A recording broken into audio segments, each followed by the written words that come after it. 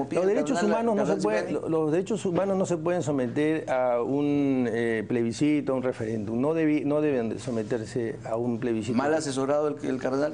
Yo respeto muchísimo al cardenal. Creo que estos temas tienen que debatirse, creo que estos temas tienen que discutirse. ¿Pero se equivocó? Es su punto de vista, yo no lo comparto. Perfecto. ¿Estaría usted de acuerdo con el control gubernamental de los contenidos de los medios de comunicación? De ninguna manera. ¿No? Esto viene a contramano de derechos fundamentales, libertad de expresión. Porque se ha planteado, por ejemplo, la posibilidad de que a través de diversos mecanismos se pueda controlar la calidad de los contenidos. Por ejemplo, se dice que la publicidad estatal debería ir destinada hacia los programas o hacia los medios que nos ofrezcan buenos contenidos y no malos contenidos. ¿Es posible? ¿Y quién nos va a decir que son buenos contenidos y qué son malos contenidos, Enrique? ¿Quién va a ser ese censor? Se supone que algún órgano... ¿Algún iluminado? ¿Algún ente burocrático? No estoy de acuerdo. ¿No hay manera de que se pueda hacer eso? Me parece que eso es frontalmente una transgresión a la libertad de expresión, a la libertad de información. Entonces, ¿usted no avalaría ninguna medida de esa naturaleza? Tal como usted me la plantea, no veo cómo. El planteamiento viene por lo que ha dicho la segunda vicepresidenta de la República. Es ella la preocupada en estos temas y es ella la que ha planteado esta diferencia de buenos y malos contenidos. A ver, yo creo que tenemos que hacer un esfuerzo porque no solamente la información televisiva, la prensa, en general, tengan calidad. Los servicios públicos en general tengan calidad. Ese esfuerzo lo he planteado desde el inicio de esta gestión. Y la mejor manera es visibilizarlos, visibilizar sus ineficiencias, visibilizar todo aquello que esté mal para que el ciudadano pueda darse cuenta y escoger. Pero los servicios públicos pueden cuantificarse, ¿no es cierto? Tarifas, en fin, cobertura. Ahora yo le pregunto sobre el tema de los contenidos, en todos los medios de comunicación estoy hablando. ¿Es eso difícil o imposible de medir? No es difícil, no es difícil de medir. Hoy temprano estuve conversando, porque esto lo tengo bastante claro, estuve conversando con Roberto Pereira, es un jurista muy conocido y además que conoce mucho en lo que es libertad de expresión, en lo que es derecho y prensa. Y conversábamos, y un estándar básico, Enrique, un estándar básico en libertad de expresión, es que si usted tiene un hecho, no puede recurrir solo a una fuente, tiene que recurrir a todas las partes. En estas investigaciones que se han hecho, solo han recurrido, respecto del tema que hemos tratado hace un instante, solo se ha recurrido a una fuente. ¿Me está refiriendo usted a su caso personal? Claro. Yo lo que quiero decir es que en general, cada vez que se toque un tema, tiene que recurrirse a todas las fuentes. ¿Qué tenemos que hacer?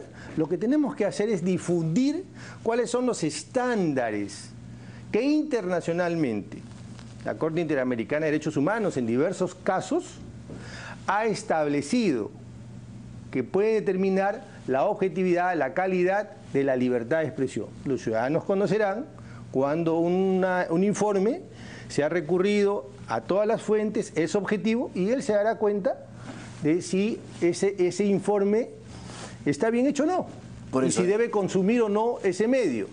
Pero no, yo iba al planteamiento de la segunda vicepresidenta, de que el gobierno determine cuáles son los buenos y malos contenidos para ofrecer la publicidad estatal. No, yo discrepo y siento completamente de una posición que haya un ente burocrático o un ente centralizado del Estado que determine cuáles van a ser los contenidos. ¿Está usted de acuerdo con que los partidos políticos reciban financiamiento público? A ver, es importante que generemos institucionalidad política. Sí, es importante. Que los partidos no sean presa fácil de intereses ajenos a quienes tienen una vocación democrática. Y para eso tiene que haber una clase política. Para eso tiene que haber una carrera política. Un político no se forma de la noche a la mañana. Un político tiene que conocer la cosa pública. ¿Y por qué en esa tenemos medida que pagar los ciudadanos con nuestros impuestos su carrera política? ¿O por qué le tenemos que pagar a un partido político X su aventura de querer llegar al gobierno? Este es un esquema que funciona en todas partes del mundo. Yo no creo que esto tenga que ser de la noche a la mañana, porque tiene que ir avanzando conforme vaya mejorando la clase política y la institucionalidad. También tendrán que fluir ciertos fondos, porque si no, ¿quiénes ingresan a la política? Quienes vienen con su propia billetera, ¿no es cierto?, y tienen su agenda personal. Y no hay una agenda colectiva, sino hay tantas agendas como billeteras existen. Muy bien. Uno. Y dos, termino la idea enseguida. Y dos, o si no, ingresan políticos que son presa fácil del poder. Entonces, tenemos que evitar eso. Y eso se evita. Lo que estoy diciendo de repente no es popular, pero yo no he venido a ser popular.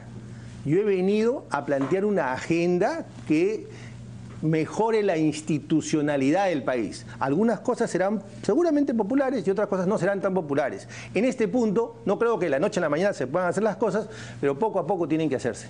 Pero vuelvo a lo mismo, ¿por qué los ciudadanos tenemos que pagar el afán de aventureros políticos que quieren lanzarse a la presidencia o que quieren lanzarse a ser congresistas porque simplemente una mañana se miraron al espejo y dijeron yo puedo? Justamente porque no debemos ser presa de aventureros, sino de aquellas personas que tienen una línea de carrera, una línea de desarrollo y lo vamos viendo. ¿Y cómo saber a quién financiar? ¿Cómo financiar? Bueno, eso hay muchos mecanismos, hay que verlo eso en función de resultados electorales, en función de participación, de apertura, de democracia, de participación, en fin.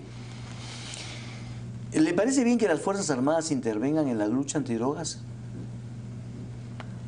Bueno, eso en realidad, eso tiene que coordinarse con la policía. La policía y las Fuerzas Armadas deben participar en función, digamos, de líneas de competencia, qué tan competente es respecto a determinadas funciones, ¿no? ¿Estaría usted de acuerdo con que se revise y se apruebe la reelección inmediata de los alcaldes y gobernadores? Esto tiene que ver con la pregunta anterior. ¿Queremos políticos que tengan una cierta trayectoria y sin embargo no admitimos la reelección? El problema ¿Es un error? A mí me parece que una vez que ya aprendió, que ya conoció la cosa pública, entonces lo despedimos. Por eso le pregunto, ¿es un error o sea, impedir que siga, si es bueno, brindando servicios a la comunidad? Si es bueno, debe continuar. Debe ser el ciudadano el que determine si se queda o se va. O sea, ¿usted estaría de acuerdo con que se puedan presentar por lo menos una? Por lo menos una. Y sean los ciudadanos los que decidan con su voto si sí o si no. Así es. Don Walter Gutiérrez, ¿para qué sirve la Defensoría? Bueno, la Defensoría, de acuerdo a la Constitución, tiene tres funciones. Se lo digo rápidamente. La defensa de los derechos constitucionales, derechos fundamentales, la eficiencia o supervisión de la administración pública y los servicios públicos. Yo creo que Jorge Santiesteban diseñó muy bien la Defensoría de acuerdo a su contexto histórico, su contexto económico, pero el contexto histórico, económico del país ha cambiado. Hoy día necesitamos que el Estado sea eficiente, porque si el Estado no es eficiente, los derechos humanos son nominales, no son derechos reales, son fantasías. Ahí quiero llegar, pero antes quiero preguntarle, ¿está usted pensando en una reestructuración de la Defensoría justamente a partir de los nuevos ejes que empieza usted a implementar? Creo que la Defensoría demanda, reclama una nueva visión, un nuevo enfoque. O sea, una reestructuración. Se han hecho muchas cosas. Tanto Jorge Santiesteban como Beatriz Merino han hecho cosas muy importantes. Han consolidado, para su contexto, para su época, han consolidado derechos, iniciativas, y esto lo han hecho de una manera estupenda.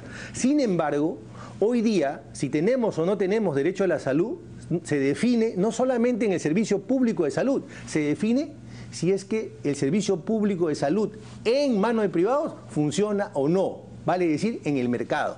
Ahí es donde el ciudadano sabe si tiene un Estado que lo protege, si tiene reglas claras, si pueden competir, si los precios son adecuados.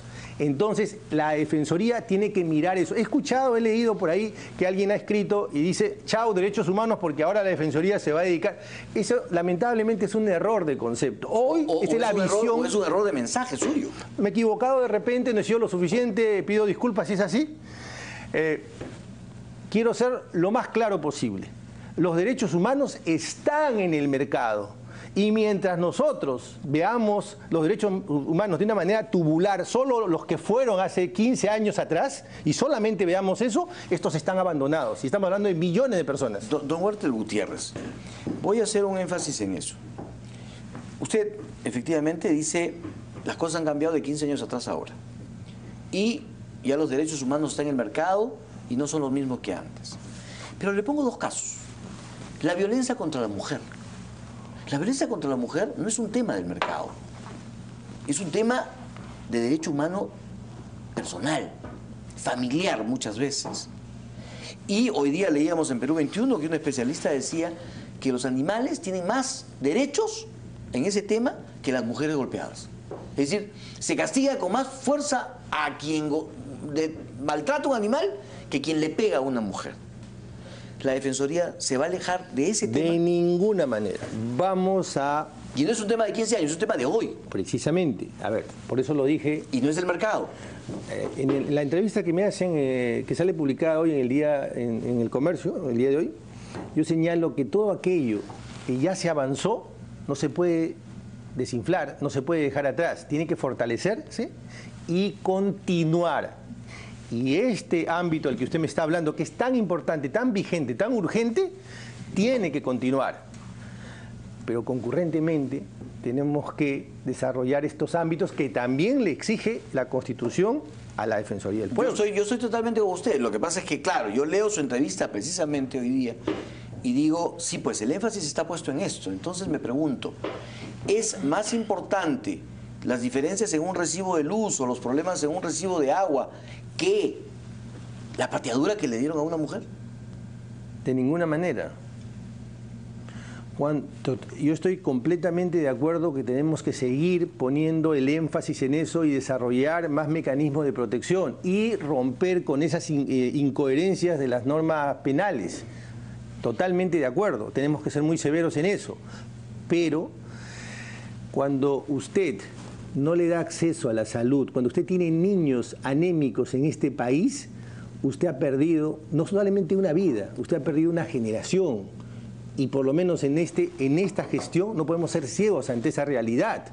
Y eso es lo que estoy tratando de decir. Sin abandonar esto, poner énfasis en esta generación que estamos perdiendo en términos de salud y educación, Enrique. Hay quienes piensan que lo que usted está queriendo es cambiar la agenda de la Defensoría para ponerla más cerca de los partidos que lo apoyaron que de los partidos que le hicieron la guerra.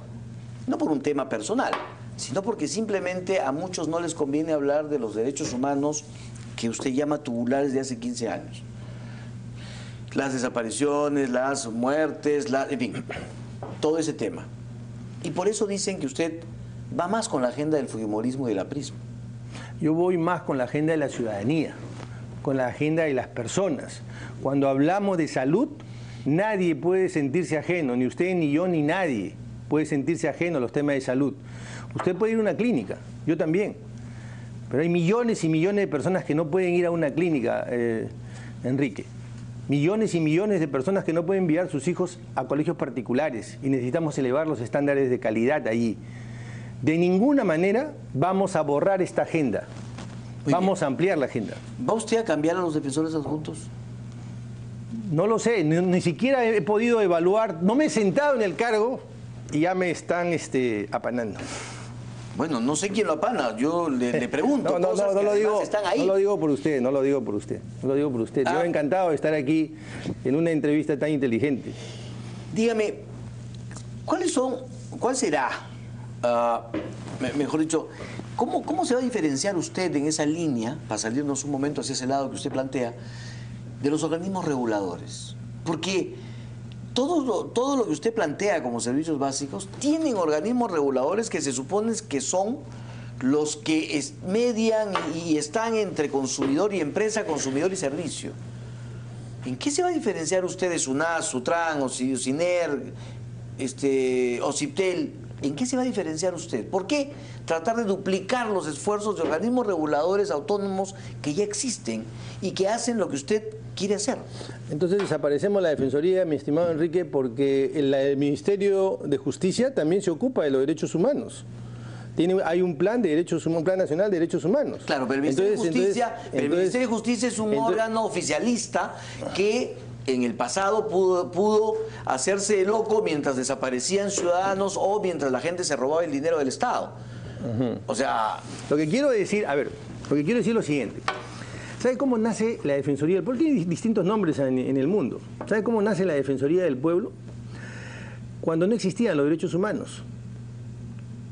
La Defensoría del Pueblo, o el tribuno del pueblo, o el canciller del Congreso, tiene distintos nombres, como le digo, nace, su primera función era conocer qué tan eficiente era la administración pública. Esa era su primera función. O sea, ¿usted quiere volver a la Defensoría a los orígenes? No, lo que yo quiero es que se cumpla la segunda de las competencias y funciones que tiene la Defensoría, que es la eficiencia del Estado y la eficiencia de los servicios públicos, sin dejar de lado aquello que ya se ha avanzado, aquello que es tan importante como todos estos derechos que están en la agenda. Pero no me ha contestado la pregunta. ¿Cómo se va a diferenciar entonces de los organismos reguladores? La Defensoría no es un órgano jurisdiccional.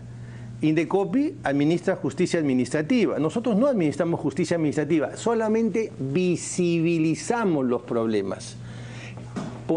Nada le impide a la Defensoría hacer un ranking de los colegios que cumplen estándares básicos de calidad educativa, y serán los padres de familia quienes determinen en qué colegio ponen o no a sus hijos. Lo mismo va a hacer usted con las clínicas, con los hospitales, o sea, ¿eso va a hacer? En parte sí. Necesita información el ciudadano. Yo no sé por qué en el Perú una persona debe pagar 140% de intereses, y ese por un crédito que el mismo banco en Chile le cobra 39%. ¿Por qué? Y en Colombia, por un crédito parecido, alrededor de 40%. ¿La superintendencia de banca no funciona? Yo creo que no funciona como debe funcionar, y en cualquier caso la Defensoría tiene que aparecer para poner en evidencia, visibilizar estas cosas.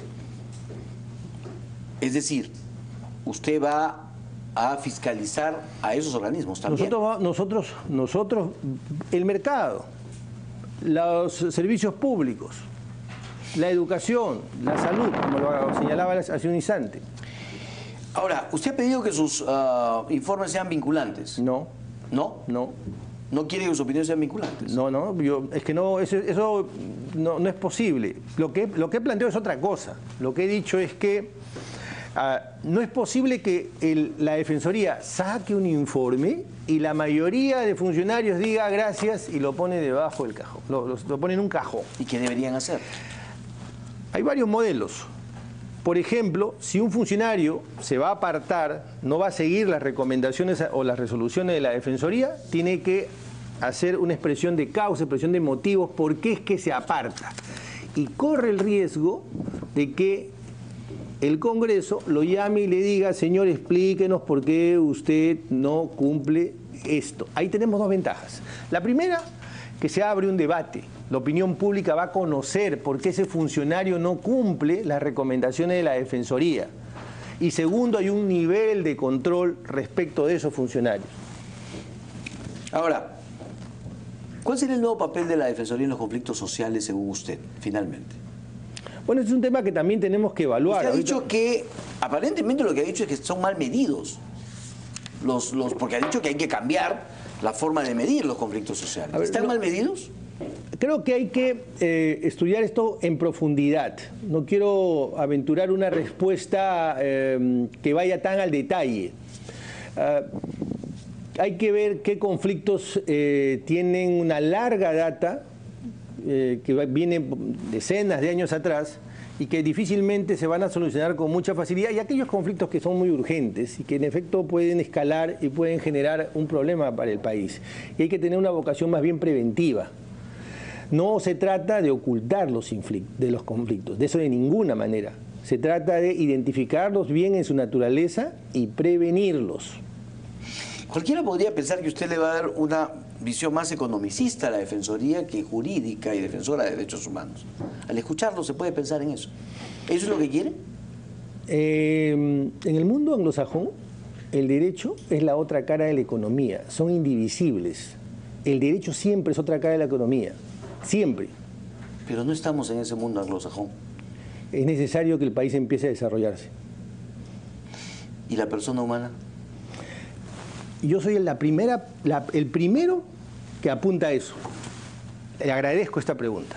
En el mercado hemos regulado el contrato, hemos regulado la propiedad privada, hemos regulado la libre competencia, pero no queremos regular al consumidor, que es la persona en el mercado. Tenemos miedo, estamos preocupados. Pero usted está viendo a la persona como consumidor, no lo ve como persona humana. No habla, por ejemplo, de discriminación, no habla de violencia, no habla de ejecuciones extrajudiciales, no habla de autoridad, no habla de justicia. Hablo de todo eso, al contrario, yo soy una de las personas que más ha hablado sobre reforma de justicia.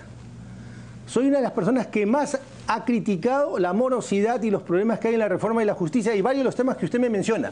Pero ojo, el que me acaba de plantear el tema no soy yo, usted me lo acaba de plantear. Claro. Y yo le he respondido. Claro, porque usted le pone énfasis a ese carácter económico de la persona y no al carácter humano de la persona. Solamente un detalle. ¿Cuántas actividades actividades económicas ha hecho en el día? ¿Cuántas ha hecho su hijo, su familia? ¿Cuántas actividades económicas está haciendo? Ahí es donde tiene la posibilidad de desarrollarse y proyectarse como persona. A veces queremos detenernos en este ámbito que es muy importante, subrayo y remarco, pero olvidamos este otro, que también tenemos que atender. Muy bien. Dos chiquititas. Hoy día en el mercado hay un problema entre los taxistas que utilizan aplicación y los taxistas que no utilizan aplicación. Dicen que los que utilizan aplicación son informales también, pero velan por la seguridad y dan buen servicio. Los otros no. ¿Usted qué opina? Yo creo que Indecopi tiene que ocuparse y preocuparse de eso inmediatamente. ¿Ya no usted? Es un tema que... Pero le pregunto a usted como defensor del pueblo que dice que vela por los servicios. Sí, ¿Este es un servicio? Sí, claro. ¿Está usted de acuerdo con los taxis con aplicación? Yo preferiría todo lo que es innovación, todo lo que permite la transparencia, todo lo que permite identificar quién me da el servicio, todo lo que permite un mejor servicio, yo estoy de acuerdo con eso. Aunque suene informal. Es que no sé si suena informal. Hay que ver si es informal. Muy bien. Don Walter Gutiérrez, muchísimas gracias por haber estado aquí. Ojalá solucione usted el problema personal, porque es un problema que de verdad lo va a perseguir mientras sea defensor y mientras no quede resuelto. Yo la verdad que le invoco a que se pongan de acuerdo y yo inmediatamente lo solucionamos. Muy bien. Gracias. Muchísimas gracias. Vamos a una pausa, regresamos.